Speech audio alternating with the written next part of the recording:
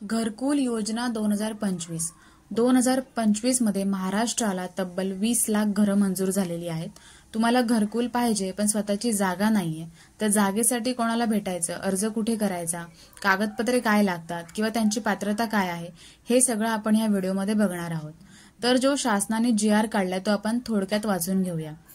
राज्यात सर्व ग्रामीण गृहनिर्माण योजनांना गतिमान करणे व गुणवत्ता वाढीसाठी राज्यात महाआवास अभियान 2024-25 राबविण्याबाबत असा हा GR आहे.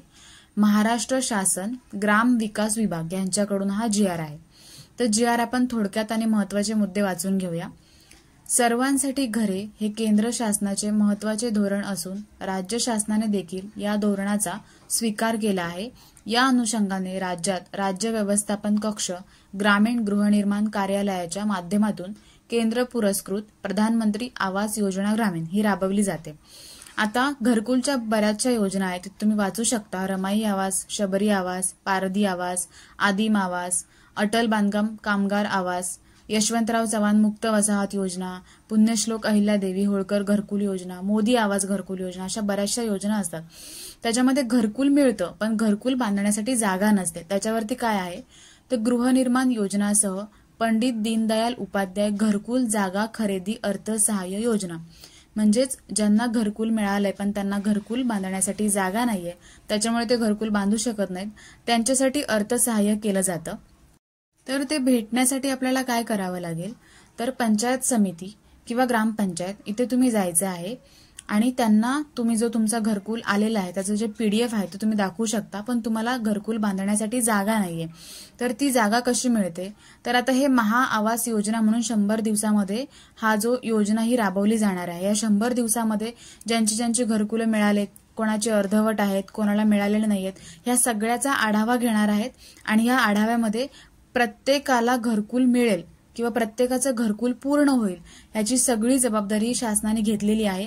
आणि कामं पटापट होण्यासाठी ही 100 दिवसाच्या कालावधीमध्ये महाआवास अभियान 2025 असं राबवण्याची मान्यता दिलेली आहे. त्याच्यामध्ये सर्वांसाठी घरे, ही जी घरे मिळतात ती सर्वांसाठी झाली पाहिजेत, हे त्याचं उद्दिष्ट आहे.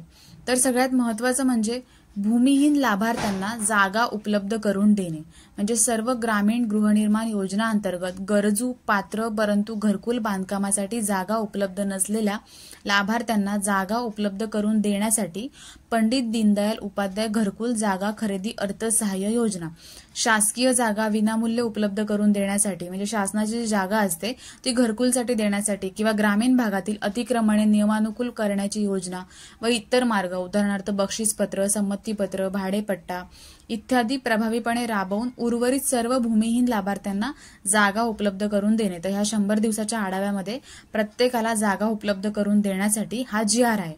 घरकुलांना हप्ते वेळेत मिळण्यासाठी किंवा पहिल्या हप्त्याचे वितरण कसं पटापट होईल ह्यासाठी हा जो GR आहे तो निघालेला आहे. तर त्यासाठी तुम्हाला ग्रामपंचायतीमध्ये किंवा पंचायत समितीमध्ये जाऊन तुम्हाला अर्ज करायचा आहे. अर्ज करताना तुम्ही हा जो PDF आहे तो पण तुम्ही त्यांना दाखवू शकता. ह्या PDF ची लिंक मी व्हिडिओच्या डिस्क्रिप्शनमध्ये दिलेली आहे. तुमचं रेशन कार्ड, आधार कार्ड, लाईट बिल आणि जो तुम्हाला घरकुल प्राप्त झालेला आहे ते PDF मध्ये तुमचं नाव आलेलं असतं, ती घरकुलची रिसिप्ट जरी तुम्ही घेऊन गेलात तरी चालणार आहे.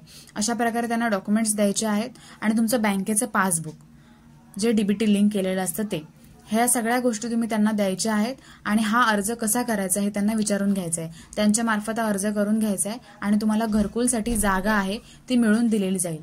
तर अशा प्रकारे हा महत्त्वपूर्ण व्हिडिओ आहे. ज्यांना घरकुल किंवा घरकुल जागेसाठी गरज आहे त्यांच्यासोबत तुम्ही नक्की शेअर करू शकता.